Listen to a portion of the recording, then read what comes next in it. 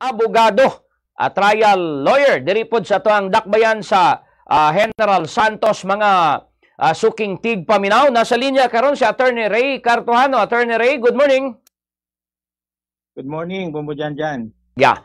Attorney Ray, medyo daghan nang nahitabo sa ato ang sa ato ang nasod karon.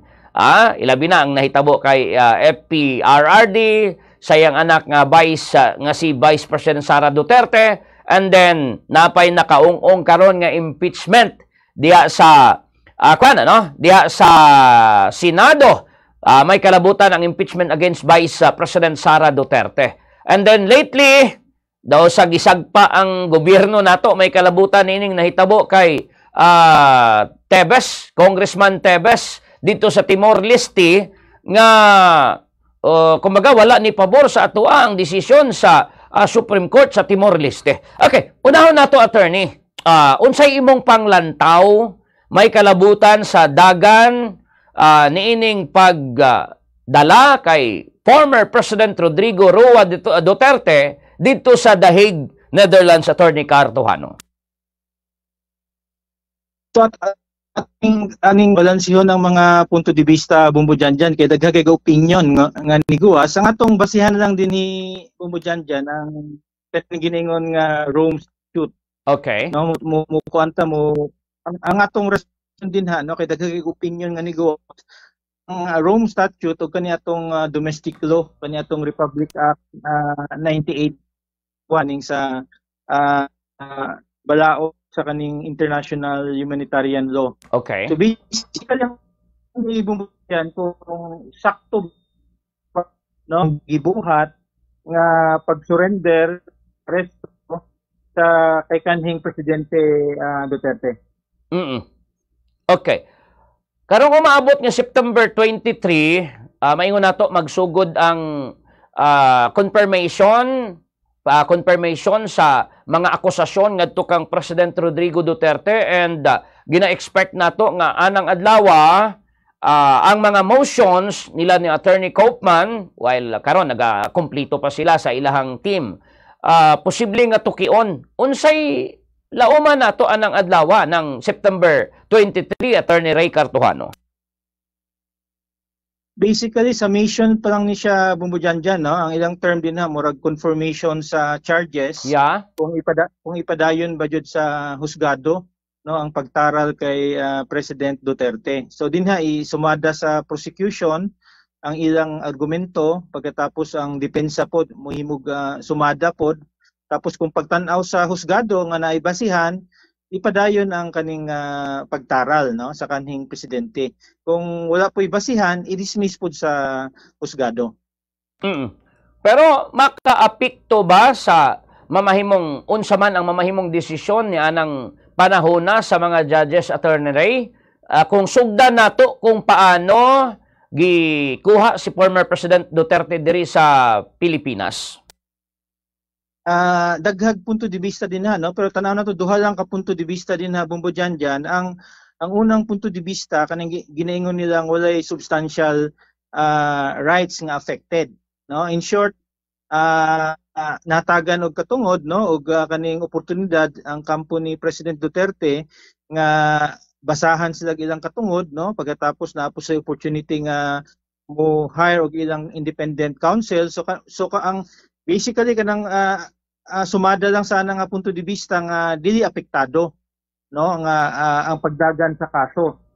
Pero ang ikaduha nga punto de vista, Bumbo Janjan, nga interested ta na punto de vista pud nga niingon nga ang iyang ang pagdagan sa kaso apektado tungod kay violation sa iyang kaning giningon nga constitutional rights. Ang usa ka epekto din Bumbo Janjan nga mga ebidensya nga i-submit dili admissible sa korte, no. Taas na siya nga diskusyon, no, na ay mga discussion sa provision sa Rome Statute, pero ang basic nga pag-explica, no, kanang layman's nga explanation nga dili admissible, no, ang evidence batok kay President Duterte tungod ang manner sa iyang pagka-aresto ni apekto sa iyang kaning gilingon nga basic constitutional rights sa due process. Okay. Kung atong basihan tong mga nakita nato nga mga video sa aktual nga aktual nga maingon nato pagdakop kay former President Rodrigo Duterte, Attorney Cartojano, sir, na sunod ba ang ginaingon nga Miranda Doctrine? Well, based sa kaning statement no sa atong kapulisan, atong law enforcement, ila mang gibasahan no. In short, murag balik-balik nila na bumbudyan-dyan, tapos na po yung mga footages nga napakita din ang ato kanhing presidente na tagan og kaning nabasahan no sa kaning giningon nga Miranda rights. Pero ang basic issue dito bumbudyan-dyan kaning giningon nga judicial review. Yeah, tama. Kung natagan pag opportunity ang kanhing presidente nga ang katong warrant of arrest gisubmit sa atong giningon nga judicial authority. Mo ang basic issue diha nga ilang debatehan dito sa ICC. Okay. So ang interpretasyon dahil na itong usa ka article sa maingon nato ICC Attorney Ray, katong mention niya nga local court to sa Pilipinas og dili pinakaduol nga local court nga maingon nato accredited sa ICC o ICC court. Yes, murag klaro man na siya bumbudyan sa Rome Statute nga ang custodial state, okay, no, katong nasod nga ni aresto sa iyaha, dikto ang local court. Okay. So kung giaresto siya sa Pilipinas, ang korte nga naay kanang giningon nga power of judicial review, ang korte sa Pilipinas, dili sa korte sa ubang nasod. Okay. Attorney, suhito man gyud mo sa proseso diha sa korte, ano? Halimbawa, ang ato ang PNP nakadakop og usa ka person with warrant of arrest.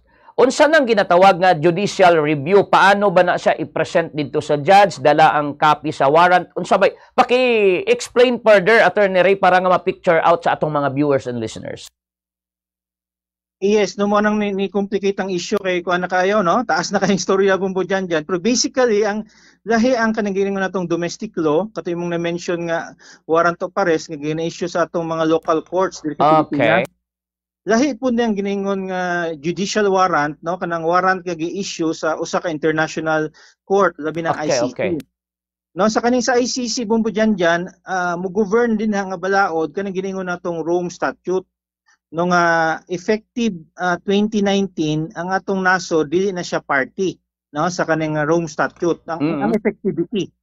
So ang ginaingon din habon mo dyan kung miyembro ka no sa kaning nasod ka nga ni sugot anang Rome Statute, ang kanang ginaingon nga Article 59 sa Rome Statute ang mo govern. Ang pasabutin habon mo dyan nga tanan nga maaresto by virtue sa usa ka warrant sa ICC, kinahanglan isumiti pa ng akusado o di ba kanang suspetsado sa korte. Okay, tama. Nga asa siya giaresto. Kana siya bumbudyan atong iklaro lang ba no sa atong ipatas man ang atong explanation bumbudyan wa ta kanang di ta politically motivated bumbudyan ba nga mao gani tama gid. Oo, so ang problema bumbudyan ang atong naso di naman siya miyembro no sa kaning Rome Statute. So ang mo-govern din na bumbudyan sa ana nga sitwasyon kung naabay balaod nga lokal no sa atong nasod nga mo-govern sa pag-surrender sa usa ka Filipino national sa usa ka langyaw nga korte. No, kay di naman ta miyembro sa Rome Statute. Kung miyembro ta sa Rome Statute bumbudyan kinahanglan nimong unsa ni isumiti pa sa kanang giningon nga judicial authority. No, argumento sa atong mga arresting officer tungod kay di naman ta miyembro sa Rome Statute, di na kinahanglan. No? Pero ang usa ka argumento diha bumbudyan nabagoy balaod sa atong nasod nga kanang moingon kag extradite ba? No, yeah. kanang atong usa ka di na lang ta moingon President Duterte. No, ordinaryo nga Pilipino bumbudyan balaod sa atong nasod nga mo govern sa extradition sa usa ka Pilipino sa usa ka langyaw nga estado, no, o di ba sa usa ka korte. So ang pinakaduol nga atong makita din na bumbudyan kani atong Philippine extradition law. nga kung mayroon tag Philippine extradition law nanay proseso dyan nga bago nimo i-turn over ang usa ka ordinaryo nga Pilipino, no? Di na lang presidente mo dyan, no? Usa ka ordinaryo nga Pilipino sa usa ka langyaw nga husgado, di ba? Sa usa ka langyaw nga nasod na proseso, no? Pero pinakapaspas lang nga discussion mo dyan, ang usa ka requirement na mao gyud ka korte gyapon. Nagyapoy korte, nagyapoy kaso nga i-file. Di basta-basta nga masking kinsa nga Pilipino imong i-turn over sa usa ka langyaw nga nasod nga walay proseso nga based sa atong extradition law. Okay. So ang ilahang usa sa mga ginabarugan manggod Attorney Ray nga kuno wala man sila ang ato ang mga otoridad wala man kuno sila nag-cooperate sa ICC or ang ilang alibay nga dili kuno ICC ang ilahang kumbaga ang ilahang gikasabot dili ICC ang ilang gi-response kung dili nag-response sila sa request sa Interpol. Ma-justify ba ni ana nga punto, attorney, ang nahitabo? Yes, mo tong gingon natong second nga situation bumbo dyan. No, second nga situation kay ang argument magud sa atong gobyerno nga tungod kay di na miyembro sa ICC, di na ta obligado nga i-surrender sa judicial authority. Ang ma-apply din habang mo dyan, ang sitwasyon nga di na ta miyembro. Unsa bang proseso kung di ta miyembro? Nagyapoy proseso mo dyan nga naman tayo giningon nga domestic law. No? Yeah. Pasabot nga domestic law na tayo constitution, na tayo extradition law, nga sundon. Dili pasabot nga gi-request na sa Interpol, automatic bumbo dyan ang compliance sa nasod sa Pilipinas. Okay. Mo na to siguro ang i-disabuse karon ba nga murag ang murag gina-feed sa sa mass media nga kung mo request ang Interpol, automatic bagud ang Pilipinas nga i-surrender. Oo. Dili na siya automatic bumbo dyan masi sa ubang nasod, nagya po siya proseso. Okay. Nagya po lead time, no? Masabtan man sa Interpol na bago i-turn over sila siguraduhon nga ang katungod sa katong suspetsado o akusado ma-comply by virtue sa atong ginaingong balaod sa atong nasod. Okay. Ilabi na, balikan na to ang punto, ilabi na nga dili na ta miyembro for now sa ICC, attorney, tama? Yes, kung dili ta miyembro sa ICC bumbo dyan, ako miyembro ta, klaro to bumbo dyan, ako miyembro ta, kinahanglan judicial review. Okay. So ang argumento sa gobyerno karon, di naman ta miyembro sa ICC. So wala na judicial review. Wala na judicial review. Now, assuming di ta miyembro sa ICC, natay mga giningon nga constitutional safeguards. Yeah. No, sa atong nasod.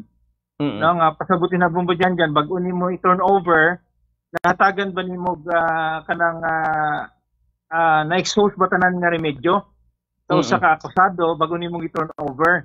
Okay. No, so usa na din habong ba dyan kaning katungod sa iyang mukuha og abogado sa iyang choice. Yeah. So basically sa mga coverage mo gud mo dyan makita nato nga katong kanhing presidente nag-insist man siya nga iyang lawyer ang iyang anak. Tama. No, documented na siya mo dyan. Iwa man siya niingon nga akong lawyer si Attorney Miguel Dea. Okay.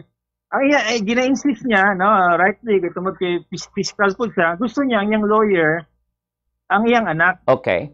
So denied to siya mo dyan nga giningon natong constitutional right, no, kanang giningon natong right to counsel. Oo. Wa man tay damage sa atong mga law enforcement nga ilang hulaton. No, ang vice presidente nga na-adikto tapos hatagad panahon nga mo confer. No, pagkatapos siguro sufficient time lang matagag ka ng remedyo sa atong korte nga mo file sila mga petition. Pagkatapos after that period bumbo dyan ilan na yung i-turn over. No, para di ka reklamo ang kampo ni President Duterte nga gidinay ang ilang mga katungod no sa atong konstitusyon. Kay kaning katungod sa kumukuha kag kaning independent counsel of your own choice bumbo dyan usa ni siya ka constitutional right. Okay. No, taas ni sa masing mga balaod sa atong nasod. No, kanang mingon kag ang katungod sa usa ka akusado, di na ta mo mention kay President Duterte. Yeah. Nga independent counsel nga imong gusto. Kung mo insist ka sa mga kapulisan bumbo dyan nga ang imong lawyer mo ni siya, no, hatagan kag giningon nga reasonable time.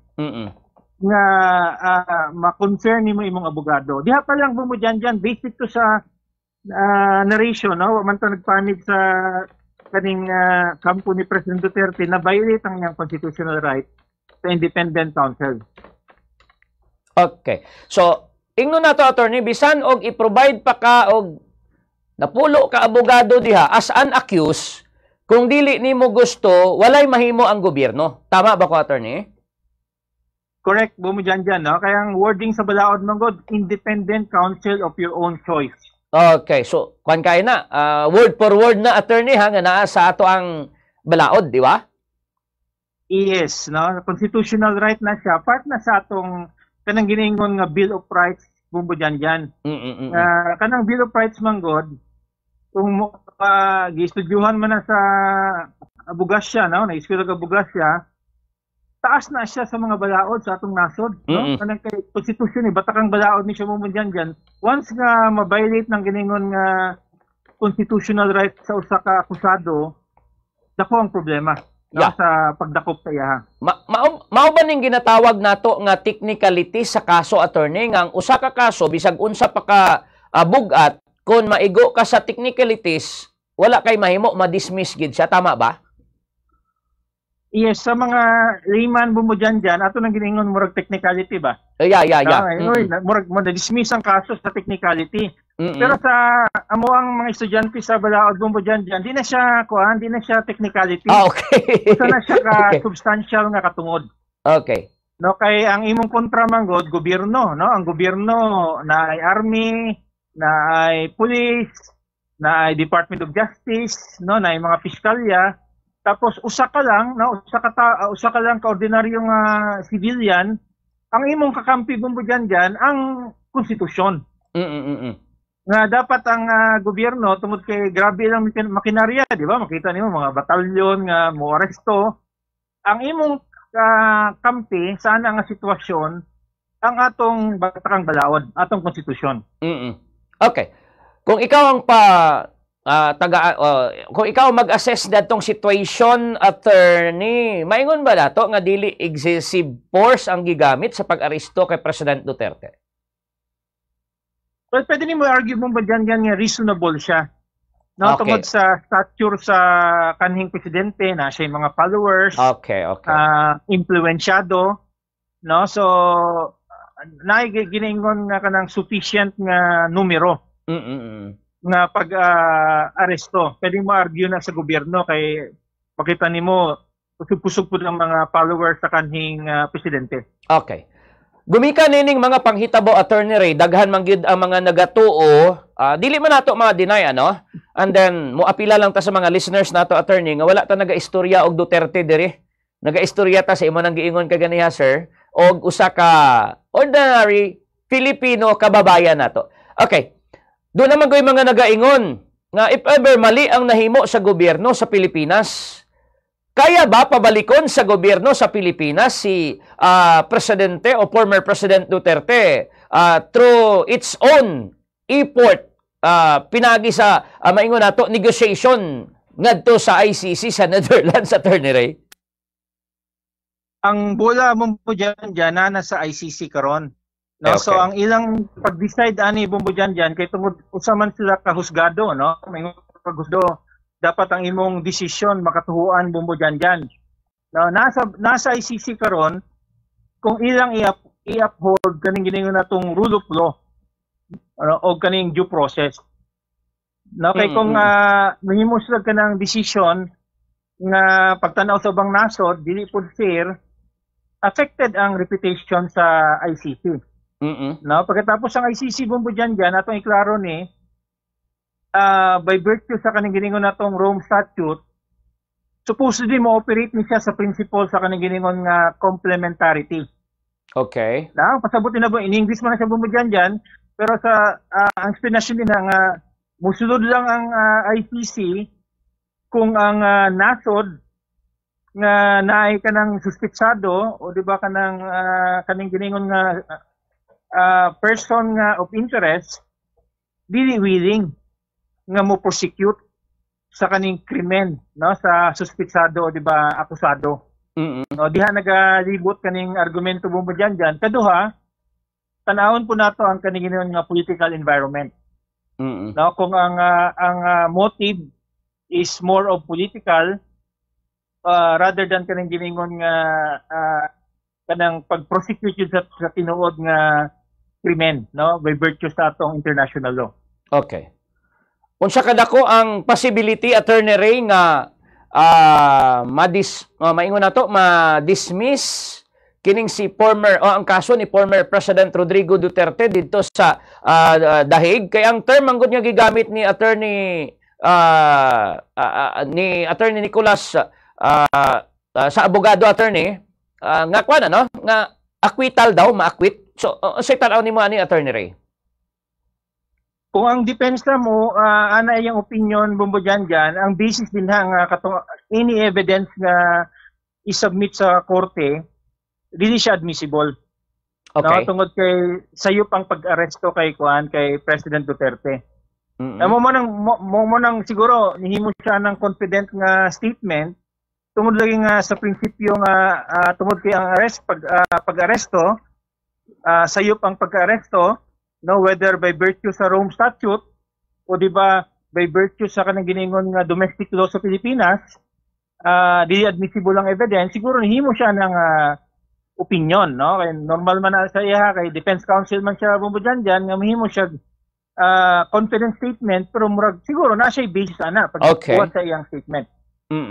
Pero ang gina-expect sa uban before his birthday on March 28, makauli siya. Unsay tan-aw nimo sa posibilidad na, Attorney Ray? Possible bumbo dyan kung ilang himoong remedyo kaning mo file sila kanang motion for interim release, no, man ilang term diha sa The Hague, no, sa ICC. Mo cite sila reasons bumbo dyan. Cite nilang reason siguro nga defective ang pagka-aresto.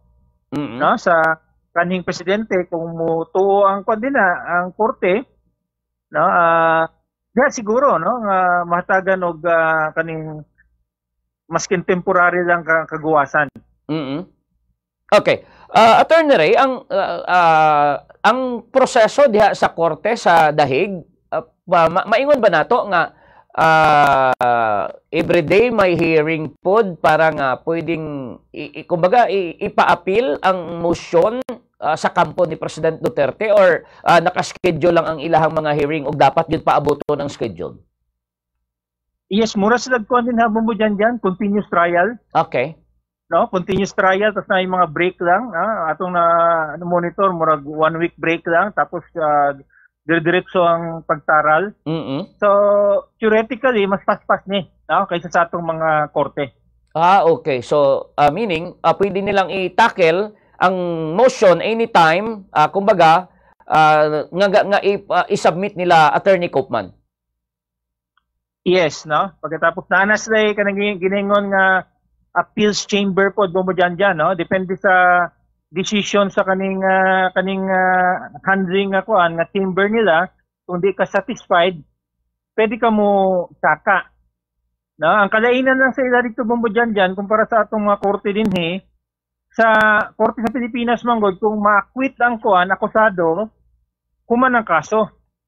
Sa ilaha dito, maski na order of acquittal, pwede mo apila pa na ang prosecution.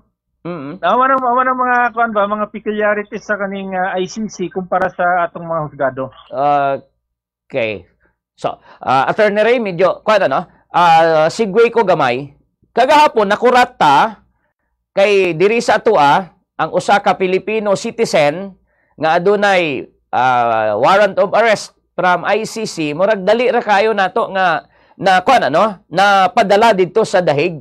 While aduna tay usa ka Pilipino pod nga kababayan, si Congressman Tebes nga naa sa Timor Leste nga gusto natong ipakuan bitaw paulion diri sa Pilipinas, pero daw sa gisagpa ta kagahapon sa desisyon sa ilahang korte didto nga ginadinay ang papauli ni Tebes diri sa Pilipinas. Unsay tan-aw nimo sa duha ka sitwasyon nga atong ginahisgutan, Attorney Ray? Diha nimo makita kanang kung sa English pa bumbo dyan kanang supremacy sa atong balaod, no? Maski na supremacy sa balaod, di lang sa balaod sa Pilipinas, maski sa balaod sa usa ka gamay nga nasod nga Timor Leste. Okay. No, pagkatapos ang case ni Tebes, gikiha man dyan ni bumbo dyan. No, niagi man ni judicial proceedings, niagi man ni application, no, sa atong mga ahensya sa gobyerno. No, pagkatapos natagan siya tsansa. No, bagupod nga ni-apply sa nasod sa Timor Leste nga i-extradite. Okay. Now, unfortunately, nai-remedyo si Congressman Tebes dito sa nasod sa Timor Leste. Nga iyang gi-avail. Okay. Niagto siya gusgado. Sa case ni President Duterte, iyang nasod mismo ang naglawg siya sa kuhan mo dyan. Iyang nasod mismo ang naglawg sa iyaha dito sa sa usa ka langyaw nga husgado. Mura siya gi-traidor sa iyang nasod mo dyan ba? Okay. No, nga iyang nasod mismo gi-surrender siya. No, so dito sa case ni Congressman Tebes, kinangutana naman ka sa diferensya, ang nasod sa Timor Leste pang ni kuan sa iya ni depensa sa based sa pamalaod po nila dito. No, sa ilang proseso kay siguro iyang gi-argue nga na political persecution, no, nito siguro ang husgado dito bumbo dyan no, motong pag-abot sa ilang Court of Appeals ilang gibabagan. No, sa tuadri bumbo dyan bilang ni ordinaryong kuan na Pilipino o sa pagkakanhing presidente, wala na kita kag-remedios. No, gidali-dali mo dyan ba? No, Okay. gisakay sa kuan, eroplano, tapos gidala sa ICC, tapos as far as kanang moadto siya Supreme Court karon, ang argumento sa mga abogado, mutan academic na. No, na siya remedyo tungod kinaa naman siya sa ICC, ang naay bola karon ang ICC. Kamo na siya mga parallelism ba atong comparison nga basta mga cases of kanang giningon natong extradition bumbo dyan ba, no, kanang mingon kag extradition by virtue of kanang giningon nga surrender, no, di ba, turnover ni mong usa ka Filipino national na ay katungod ang husgado nga mo review. Okay. Otherwise bumbo dyan kung walay katungod ang husgado nga mo review, pwedeng delikado kaayo nga makontrahan ka sa kanang giningon nga powers that be, no, kung pinsan nakalingkod din na, pwede kang ilawg lang sa masing asa nga nasod nga gusto nila, no, bumbo dyan. So mo nang subo nga sitwasyon nga dapat unta gisunod lang untang pamalaod nato nga naman tay konstitusyon. No, nga naman tay giningon nga Bill of Rights, maximize at dapat to bumbo dyan para pod nga di na lang tumingon President Duterte, no, masingkin sang Pilipino bumbo dyan. Yeah. No, masingani si Pastor Apollo Kibuloy, niagi ginagkaso sa Amerika bumbo dyan, no? Bago siya request for extradition, ang final decision ana atong nasod gyapon. So ang basic nga prinsipyo sa pag turnover sa usa ka national sa ubang nasod, mo comply jud ka sa balaod sa kanang giningon nga custodial state o di ba kanang estado kung asa ka naga-stay. Okay, so at least mas nahayagan kita attorney, no?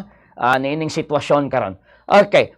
So diri pud ta attorney, no? Sa kaso pod o sa sitwasyon kay murag amahan ug anak na ning ginabiradahan karon. Unsay gina-expect nato aning impeachment case pod bato kay Vice President Sara Duterte, Attorney Ray? Well, kasi kakabalo man ta bumbo dyan kanang impeachment court, special court na siya nga di jud ni parehong kanang korte sa ordinaryo natong korte. No, mo diyan usa po di siya ka political court. No, so ang murag Solomonic nga decision sa atong Senate President din na tungod kay transition man ng mga musgado din na muhulat lang pud sa kinsang mudaog. No, sa next nga kaning composition sa atong Senado. Okay. No, so sakto po na siya bubudyan diyan kay na may mga preparatory steps man, no, nga mayingon kag mo-constitute ka sa kanang impeachment court, dapat kanang rules of court nila ilang i-upgrade na. Tapos unique ang situation mo diyan tungod kay coming from an election campaign. Yeah. No, unfair po siguro sa mga huwes nga itaral na on a daily basis di po sila ka kampanya. At the end of the day ni siya mo diyan tungod kay special man ni siya ka husgado mauli gyud ni sa katawhan. Okay. At the end of the day ang pinakataas nga husgado ang katawhan man. Yes. No, usa man ka prinsipyo sa balaod pod nga supreme law is the voice of the people. Okay. Di na to makita mo diyan kung ang katawhan ni agree bago din na. Okay. No, sa Mayo, di po na ito makita kung mudaog bago ni si President Duterte sa Davao, kung mapil din na siya sa Davao po mo dyan, makita po din na ang sentiment sa tao nga medyo base na ibasihan. So, dili na gusto? Di na po gusto, no, ang katawhan. Okay. Attorney Ray, imong na-mention nga ang, kumbaga, ang Supreme Law karon ang katawhan. Murag na nabaliktad di ba? Kumbaga, ang katawhan na ni, murag mag-serve as Supreme Court. And then, ang Senado, murag na alang sa lower court. So, murag mo una og decide ang Supreme Court karon kaysa sa lower court. Kaya ang election, Mayo 12, ang impeachment attorney sa Hulyo. Tama? Yes. Gibutang na siya bumbo dyan tungkol kay ang nature sa impeachment trial, manggod. No, kung tanaw nimo maskin mga kanang gibuhat nga mga ebidensya, ang uban din bumbo dyan mo apply man sa ubang mga public officials na to. Okay. Okay, allegation kay Vice President Sara kanang mga confidential funds. No, pero kung kita as katawhan atong pangutana kanang confidential funds bumbo dyan halos tanan nga senador o congressman ila man ang ginagamit. Okay. No, so kung mo-argue si Vice President Sara Duterte, no, sa lengguwahe sa kalye, kawatan mo dyan. Okay. Ang pasagutin na halos na nga congressman natong mga senador, puro pud kawatan, no, bumbo dyan. So, diha pala makita nato nga atong katawhan lang mo decide ana.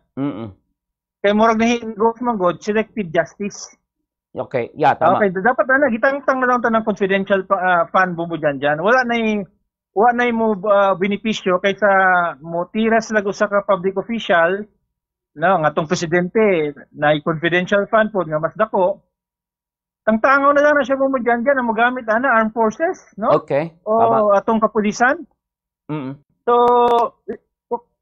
otherwise mahimo tag sweeping statement na ang atong impeachment usa lang ka political vendetta. Okay, di pud maayo. May mga suggestion, Attorney Ray, may mga nag-suggest karon nga dapat imbestigahan ang tanan nga may mga IF or intelligence fund sa imong tan-aw mahitabo kana. Yes, mo nang point systemic ang bumbo dyan ang problem sa confidential fund. Di lang na siya sa kanang atong Vice President.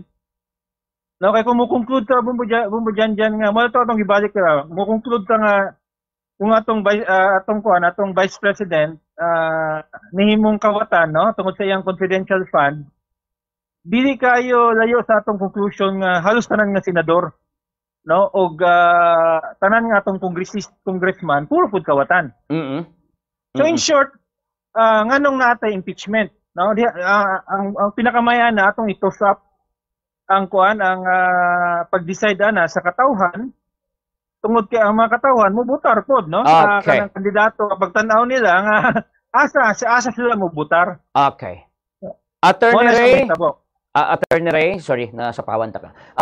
Pwede natong ingnon nga halimbawa kung mas daghan ang mudaog nga mga senador sa mga Duterte karong umaabot nga May 12, nagpasabot ka na nga kumbaga may pabor ang mga tao sa Duterte.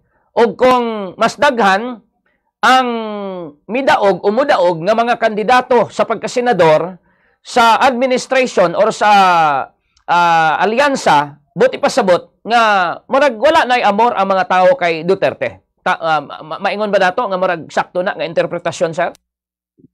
Yes, no, very accurate diyan, no, sa imong statement tungod kay impeachment o sa ka-political trial pud eh.